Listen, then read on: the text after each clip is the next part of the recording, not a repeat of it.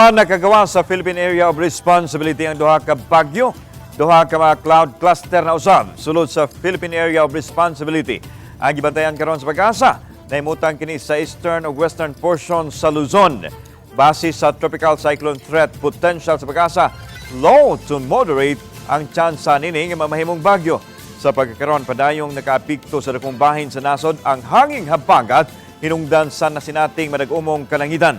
Kung mamahimo man yung bagyo ang mga cloud clusters nga gimonitor karon sa PAGASA, pakusgo na usab nini hanging habagat sa pagkakaroon mga panagsang pag-uwan ug mga localized thunderstorms ang masinati sa Central ug Eastern Visayas hangtod karong weekend. Cloud cluster na atong gimonitor, nakita nato within our Philippine Area of Responsibility. So far, kini is monitoring pa if ma-develop kini na low pressure area.